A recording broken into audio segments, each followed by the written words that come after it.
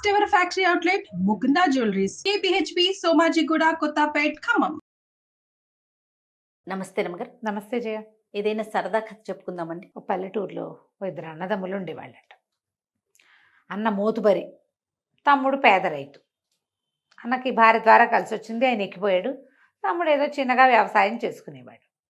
అయితే ఏమైందట, ఓసారి తమ్ముడు పొలం దున్నుకోవాల్సి వచ్చింది.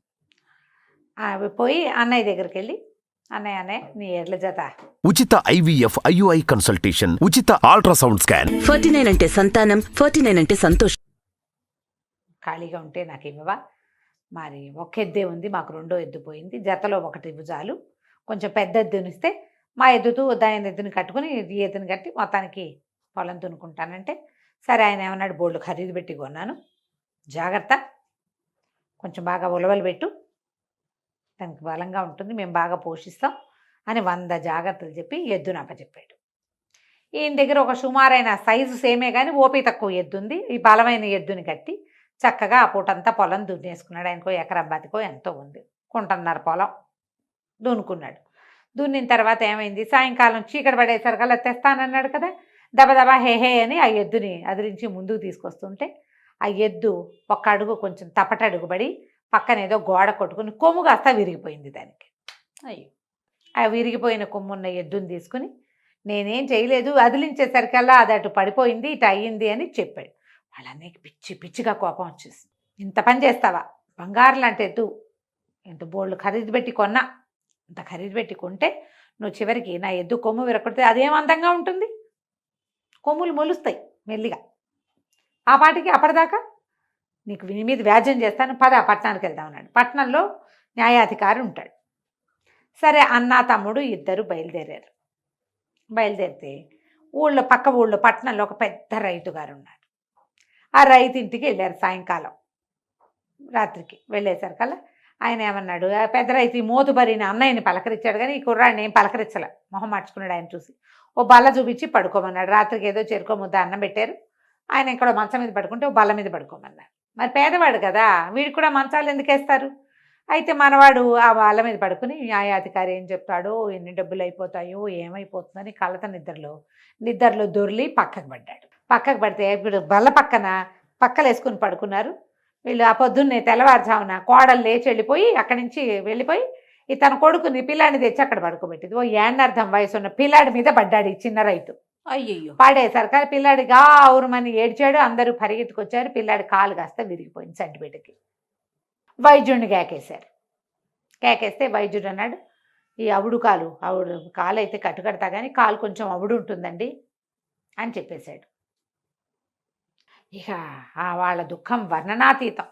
మరి అంతే కాదు, పెద్ద రైతన్న ఈ మోతుబరి అన్నాడు, వీడు నాకు ఎద్దు కొమ్ము విరగొట్టాడని వ్యాజ్యం చేయించడానికి తీసుకొస్తే మీ ఇంట్లో మీ మనవడి కాలు విరగొట్టాడండి దుర్మార్గుడు అనేసరికల్లా వ్యాజ్యం నేను కూడా చేస్తా, వీడంతూ చూస్తాను నేను అన్నాడు పెద్ద రైతు గారు. వీళ్ళందరూ కలిసి న్యాయాధికారి దగ్గరికి వెళ్ళడానికి కొంత దూరం పడవ ప్రయాణము అవి ఉన్నాయి, వంతెన మీద నడిచి వెళ్ళాలి. సరే ముగ్గురు బయలుదేరారు వ్యాజ్యం చేయడానికి. అన్న, పెద్ద రైతు, బక్క రైతు ముగ్గురు బయలుదేరి నడిచి వెళ్తుంటే వీడికి అసహ్యం పుట్టింది. ఏమిటిది నా బతుకు, ఏదో వ్యవసాయం చేద్దామని ఎద్దును తీస్తే దాని కొమ్ము విరిగిపోవటం ఏమిటి, అది వ్యాజ్యానికి దిగటం ఏమిటి, వీళ్ళింట్లో పడుకుంటే వాళ్ళు రాత్రి పెట్టిన అన్నం జాలలేదు, నాకేం డబ్బు ఖర్చు నా మీద పడుతుందో అని బెంగతో కింద పడిపోతే పడిన వాడిని నాకు దెబ్బ తగలకుండా వాడి పిల్లవాడి కాలు విరగటం ఏమిటి, ఇప్పుడు దాని మీద వ్యాజ్యం ఏమిటి, ఈ వ్యాజ్యాలన్నిటికీ నేను ఎక్కడ చేస్తాను, ఏదో బతుకు చచ్చిపోదాం అనుకున్నాడు. అనుకుని ఈ వంతెన మీద నడుస్తూ వంతెన మించి ధామని కిందకి దూకేశాడు నదిలోకి. వీడి కర్మగాలి వంతెనకి అటుపక్క నుంచి ఓ పడవ వస్తుంది. వీడు దూకే టైంకి పడవ మీద పడ్డాడు. ఆ పడవ మీద ఒక ముసలాయన పడుకుని ఉన్నాడు. వీడు పోయి డైరెక్ట్గా ఆయన మీద పడ్డాడు. పడ్డ వెంట ఆయన గుటుక్కుమన్నాడు, ముసలాయన చచ్చిపోయి. పడవలో ఉన్నవాడు అని కేకలు పెట్టారు. వీడిని పట్టుకుని పెడరెక్కలు విరిచి కూర్చోబెట్టారు. ఆ మోతుబరి రైతు, పెద్ద రైతు ఇద్దరు వంతెన దిగి గదవదబా ఒడ్డుకు చేరారు. తీరా మనిషి చచ్చిపోయాడు. వాళ్ళ చుట్టాలు పక్కాలు అంతా చేరారు. ఎవరెవరా వ్యాజ్యం చేయటానికి తీసుకెళ్తుంటే ఆ పిల్లాడి కాలు ఎరుకుంటాడు, ఈ మనిషిని చెప్పేశాడు దుర్మార్గుడని వాళ్ళ అన్నయ్య తిట్టాడు. ఆ రైతు కూడా రాత్రి ఆశ్రయం ఇస్తే తెల్లారేసరికి మా మనవాడి కాలు విరుకుంటాడు, అవిటి కాలం చేశాడు. పిల్లాన్ని వీడి మొహం మండాని వాళ్ళిద్దరూ తిట్టిపోస్తారు. వీళ్ళేమో మా వాడి చావుకు వీడే కారణం, వీడి మీద కూడా ఫిర్యాదు చేస్తామని చెప్పేసి మూడో వాడు కూడా బయలుదేరాడు. ఇప్పుడు చచ్చిపోయిన ఆయన కొడుకును కూడా కలుపుకున్నారు. వాళ్ళు ముగ్గురు వీడు ఒకడు వీడి ఎత్తు మీద చేంజ్ చేసుకుని బయట నడుస్తున్నాడు. అక్కడికి వెళ్ళాక ఏమవుతుందో, ఇప్పుడు తనకి తీర్పు తన వైపు వచ్చే అవకాశమే లేదు. కానీ వీడికి ఒక పిచ్చి కోపం వచ్చేసింది రైతుకి, బక్కవాడికి ఏమొస్తుందమ్మా, బక్క కోపమే కాదు వచ్చేది. ఆ దారిపోతుంటే ఒక ఇంత ఇటుకరాయి కనపడితే ఆ ఇటుకరాయి తీసి అంగాస్త్రంలో మూట కట్టుకున్నాడు, తువ్వాల్లో మూట కట్టుకుని భుజాన్ని వేసుకున్నాడు. జడ్జి గనక, న్యాయాధికారి గనక నాకు వ్యతిరేకంగా తీర్పు చెప్పాడు, నెత్తి పగలగొట్టేస్తాను దీంతో, ఏమైతే అది అవుతుంది. అనుకూలంగా చెప్తాడని చెప్పడు. మరి అయినా సరే ఎవరో ఒకరు తలకాయ పగలగొట్టేద్దాం అనిపిస్తుంది. ఏమిటి ఈ గోలేమిటి అని అక్కడికి వెళ్ళాక సరే న్యాయాధికారి దగ్గర తీర్పులు వచ్చినాయి. ముగ్గురుని నుంచోబెట్టారు. ఫిర్యాదీలు ముగ్గురున్నారు, ముద్దాయి ఒకడు. ఫస్ట్ నెంబర్ 1 చదవండి అన్నారు. నెంబర్ 1 ఏమిటి, ఎద్దుని సహాయానికి పంపిస్తే ఆ ఎద్దు కొమ్ము విరగొట్టాడు దుర్మార్గుడు అని వాళ్ళ అన్నయ్య కాగితం రాయించి ఇచ్చాడు. ఆయన చదివాడు. చదవగానే ఈ అబ్బాయి కేసు చూశాడు. ఈడేం చేశాడు, ఈ వెనకాల రాయింది కదా అన్నాడు. ఆయనకి ఈ 100 అది ఎట్లా కనపడింది, ఇది ఏదో ఇస్తానంటున్నాడు, తనకి కొడతానంటున్నాడు అని అర్థం కాల జడ్జికి అర్థం కాల. ఆ రోజుల్లో అనుకూల తీర్పులకి 100 రూపాయలు రేటు. ఒకటి చూపించాడు, 100 ఇస్తాడనమాట వీడు అని చెప్పి ఈయన బాగా చూసి, ఏముందండి ఇందులో, శిక్ష ఏం వేస్తాం, కొమ్ము విరిగిపోయినందుకు. అబ్బాయి నువ్వు ఎద్దుని మీ ఇంటికి తీసుకుపో, ఆ ఎద్దు కొమ్ము మొలిచేదాకా నువ్వే దానికి తిండి పెట్టాలి, నీళ్ళు పెట్టాలి, అన్నీ పెట్టాలి, పని తీసుకుంటావా మానుకుంటావా నీ ఇష్టం, ఎద్దును మాత్రం మీ ఇంట్లోనే ఉంచాలి, కొమ్ము మొలిచాకే మీ అన్నయ్యకి తిరిగి ఇవ్వన్నాడు. అయిపోయి బాగుంది.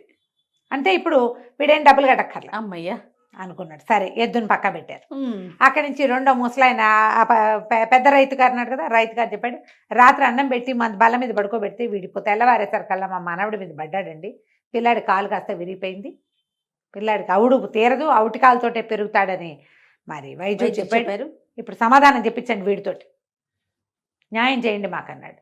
ఈయన ఆయన కేసు చూసాడు, ఫిర్యాదు కేసు, ఆ ముద్దాయి కేసు చూడగానే ముద్దాయి రాయి చూపించాడు, తలకాయ పగలగొట్టేస్తా అన్నాడు. ఆయనకి ఇంకో 100 ఇస్తా అలాగా అర్థం. జడ్జిను వీళ్ళు పక్క పక్కన మనకు మళ్ళీ కూర్చోరు కదా, ఆయన అక్కడెక్కడో కూర్చుంటాడు కుర్చీలో, వీడు ఇక్కడ నుంచుంటాడు, ఇంకో 100 ఇస్తానంటున్నాడు. నేను బాగా ఆలోచించి, పర్వాలేదండి ఈ కుర్రాడికి 1 ఏడాది వయసున్న పిల్లాడు ఉన్నాడేమో, వాడిని మీరు తీసుకోండి, మీ మనవండి వాడికి ఇవ్వండి నెంబర్ 1. లేదా వాడి దగ్గర పిల్లలు లేరు, వాడికి ఇంకా పిల్లలు పుట్ల, వాడికి ఇంకా పెళ్ళవల, పెళ్ళి అయితే పెళ్లి చేసుకుని పిల్లాన్ని కానీ 1 ఏడాది పిల్లాన్ని మీకు తెచ్చిస్తాడు, మీ పిల్లాన్ని వాడికి ఇచ్చేయండి, అవుటి కాలు పిల్లాన్ని మీరు పెంచక్కర్లా, వాడే పెంచుకుంటాడు.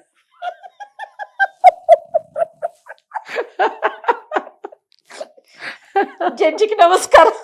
100 రూపాయలు రావట్లా, ఆ రోజుల్లో ఎంత 5 రూపాయలకి బియ్య బస్తా వస్తుంది. పిల్లల్ని మార్చేస్తారా?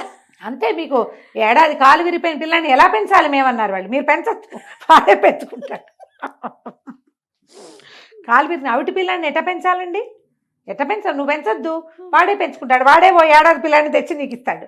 అప్పటిదాకా మీరు ఫిర్యాదు ఆగాలి, వాడికి వాడికి ఓ పిల్లాడి పుట్టి వాడికి 1 ఏడాది వచ్చేదాకా ఆగాలి, అంతే. బాగుంది కదా. వీడు సరే ఆగారు. అమ్మయ్య. అక్కడి నుంచి 3వ తీర్పు వచ్చింది. 3వ తీర్పు ఏంటి, వంతెన మీద నుంచి దూకి మా నాన్న చావు కారణమయ్యాడండి వీడు.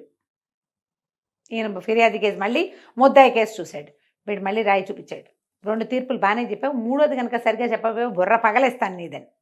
ఈయన ఓకే 3వ 100 వస్తుంది మనకి అని బాగా ఆలోచించి, ఏమీ లేదు నాయన, మన ముద్దాయి పడవ మీద పడుకుంటాడు, ఆ పడవని వంతెన కింద నుంచి రప్పిద్దాం, ఫిర్యాదు వంతెన మీద నుంచని వాడు దూకాల, నువ్వు దూకేస్తే సరే పగ తీర్చుకున్నట్టు అయిపోతుంది, ప్రాణానికి ప్రాణం, పోతే పోతాడు లేకపోతే లేదు.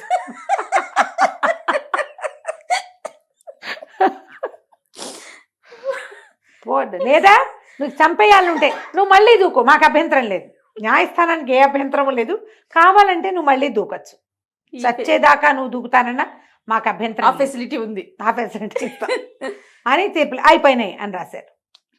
వాళ్ళు ముగ్గురు మొహాలు మార్చుకుని పోతున్నారు. మనవాడు కూడా ఇటుకరాయి భుజాన్ని వేసుకుని నడుస్తున్నాడు.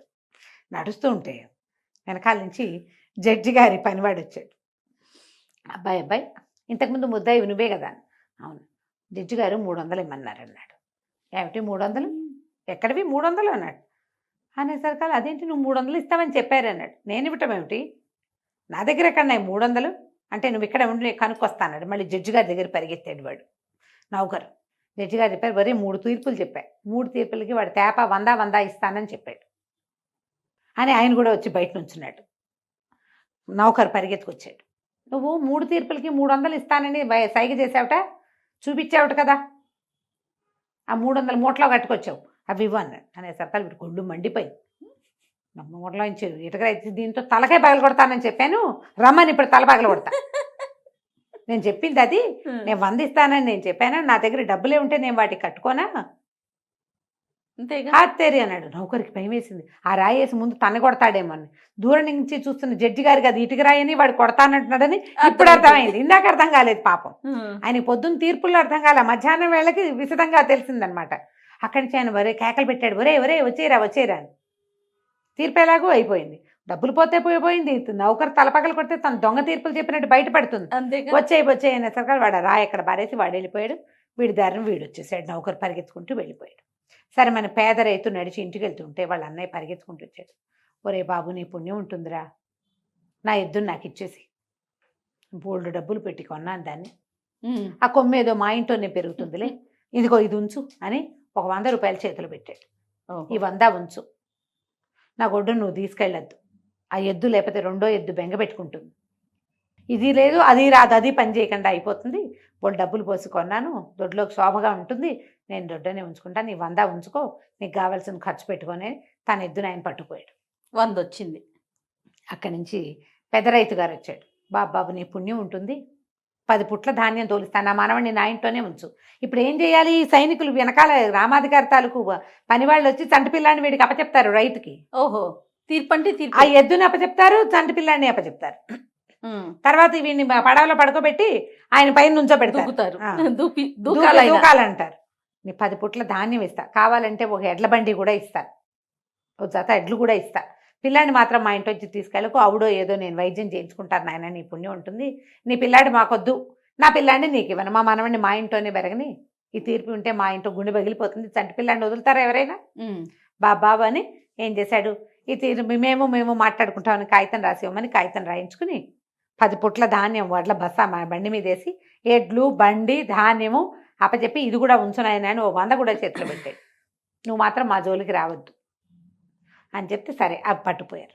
అక్కడి నుంచి 3వ వాడు వచ్చాడు. వాడు అన్నాడు, బాబు ఏదో మీరు పొరపాటున మా నాన్న చచ్చిపోయాడు, అసలు ఆయనకి ప్రాణం లేనట్టుగానే ఉంది, కొన్నాళ్ళుగా ఏదో చల్లగాలికి తిరుగుతానంటే పడవ మీద తీసుకొచ్చాను, పోతే పోయిన వాడు పోయాడు, మా చుట్టాలంతా కేకలేశారని వ్యాజ్యం చేశాను, నాకు వ్యాజ్యాలు వద్దు ఏమొద్దు, నువ్వు కింద పడుకోవద్దు, నేను పైనుంచి దూకద్దు నాయన, నీ కాలు విరగలా నా కాలు విరిగితే నా గతేమిటి, ఇప్పుడు పడవ నుంచి దూకాక మరి వాడేదో తప్పించుకున్నాడు, వంతెన మీద నుంచి పడవలో దూకడం అంటే రిస్క్ కాదు, మరి నువ్వు చావడానికి దూకావు కాబట్టి నీకు ఆ పరిస్థితి వచ్చింది, నేను చంపడానికి నేను దూకలేను, నీకు ఏ సహాయం కావాలంటే ఆ సహాయం చేస్తా, 100-200 అడుగు ఇస్తా, నా జోలికి మాత్రం రావద్దు, మేము మాట్లాడుకుని ఫైనల్ చేసుకున్నామని ఒక కాగితం రాసివని 200 చేతులు పెట్టి కాగితం రాయించుకున్నాడు. మేము మాట్లాడుకుంటాం, మనకి రాజభట్ల సహాయం అక్కర్లేదు.